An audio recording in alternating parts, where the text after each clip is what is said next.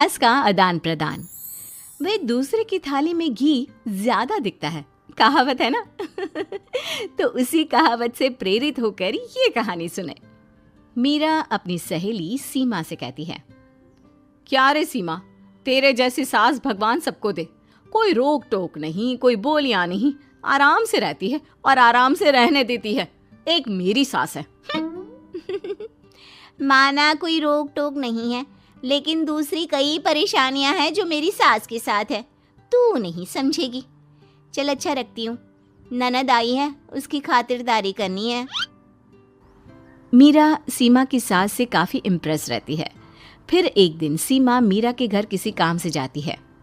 मीरा की सास कहती है, हाँ भाई सीमा, क्या करने आई है? घर में कोई काम धाम नहीं है क्या? सीमा को तो शौक लगता है, ऐसे कोई कैसे बोल सकता है। आंटी, मैं कौन सा कुछ लेने आई हूँ, देने ही तो आई हूँ। ये अचार बनाया था। तभी मीरा आ जाती है। अरे तू अचार लाई है? तेरी सास ने कुछ कहा नहीं? यहाँ मेरे घर पर तो सामान सड़ जाए, लेकिन मेरी सास मजाल है किसी को चवन्नी भी देने दे। अरे क्यों ना बचाऊं चवन्नी, मेरे बेटे की मेहनत की कमाई है। तेरे भरोसे रहूं तो सब लुटा दे। अब ले ले अचार उससे और दफा कर। मीरा सीमा से अचार लेकर उसे बाहर तक छोड़ने जाती है।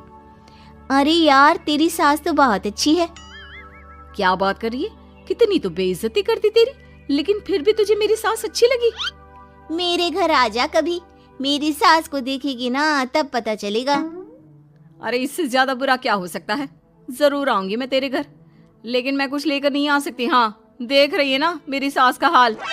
हाँ हाँ, कुछ न लाना, मैं तो कहती हूँ खाली झोला ले आना बस।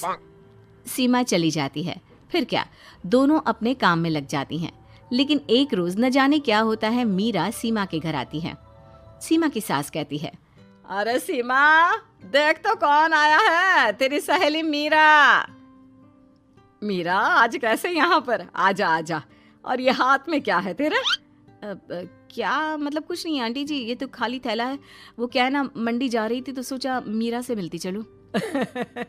अरे काहे को मंडी जाना, कल ही मेरा बेटा सब्जी लेकर आया है। अरे मीरा, जरा सीमा का ये थैला तो भर दे। मीरा घबरा जाती है। अरे नहीं नहीं माँ जी, बिल्कुल नहीं, मैं कुछ नहीं ले सकती। हम लोग ना अलग सब्जियां खाते हैं। खैर, मीरा सब्जी तो नहीं लेती, लेकिन सीमा की सास तो न जाने क्यों कद्रदान हुई रहती है। अरे मीरा, जरा चिकन मटन बना ले, तेरी सहेली आई है। मैं फोन कर देती हूँ, वो दे जाएगा। और सुन, मिर्च जरा तेज कर देना। लेकिन मीरा तीखा नहीं खाती है माँ जी। अरे खाना चाहिए। अब सीसी करेगी ना तो नाक का सारा कचरा भी निकल जाएगा। हाय रे, कितनी अच्छी है तुम्हारी सास। हाँ, तभी आसपास के सारे यहाँ खड़े हो जाते हैं सुबह से ही। अभी 2 मिनट रुक ना, खुद पता चल जाएगा। तभी पड़ोसन आती है। अरे बहन जी, चाय का वक्त हो गया, सोचा चली आऊं आपके घर।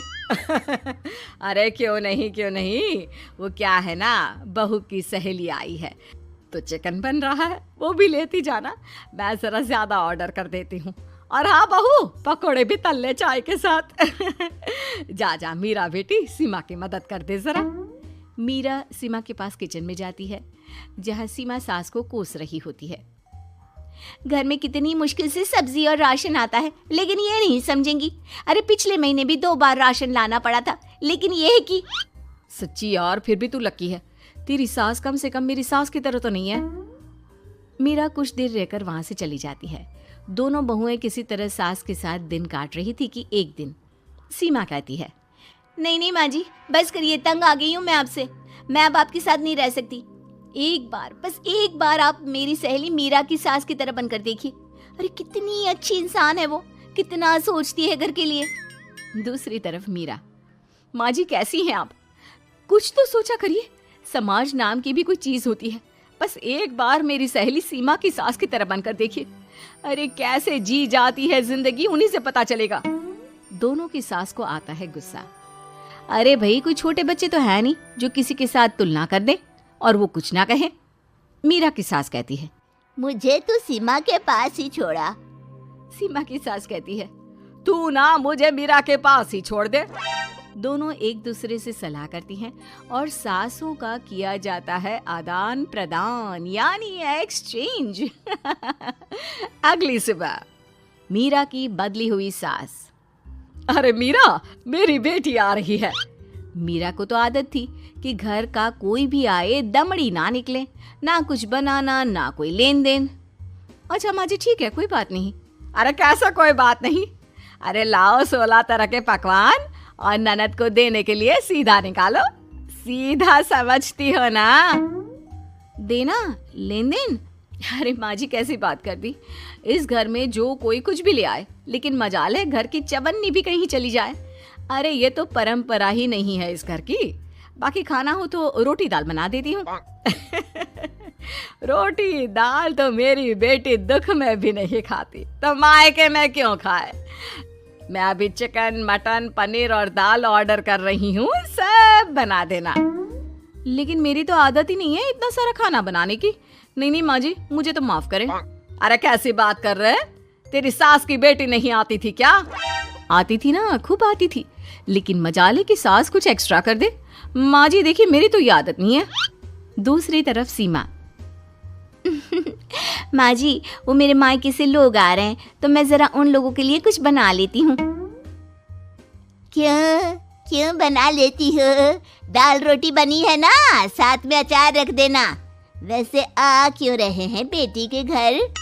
सीमा को तो बहुत बुरा लगता है। कहाँ तो उसकी सास पड़ोसी के कुत्ते को भी घी की रोटी खिलाती है, और कहाँ ये मीरा की सास जो उसके मायके वालों के लिए सूखी रोटी अचार रख देने की बात कर रही है। वो मेरी भाभी आई है ना, नहीं तो शादी के बाद भाई पहली बार आ रहा है। हाँ तो उन लोगों को बोल दो, हमारे घर का रिवाज है सास के लिए 10 साड़ी हार और सजावट का सामान लेकर ही आना, समझे? सास तो बोली जा रही थी, लेकिन सीमा को कुछ समझ में नहीं आ रहा था कि वो क्या करे। सीमा का पति। अरे सीमा क्या हो गया, तुम्हें तो माँ से बिल्कुल ऑपोजिट चाहिए थी ना। कहाँ माँ हर किसी के आव भगत में तुम्हें लगा कर रखती थी, लोगों से खूब मिलती, घर का सामान बांटा करती थी। अरे याद है ना, तुम्हारे घर वाले आते थे 1 पैकेट लेकर और जाते थे पूरे 10 थैले के साथ। अब आएंगे 10 पैकेट लेकर और जाएंगे खाली हाथ। सही है।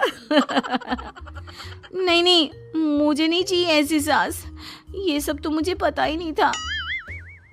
सीमा घबराकर मीरा की सास को लेकर उसके घर जाती है, जहां मीरा। सीमा ले जा अपनी सास भाई। हाँ मैं भी तेरी सास वापस ही देने आई हूँ। चलो मम्मी जी, मेरे लिए तो आप ही सही हो।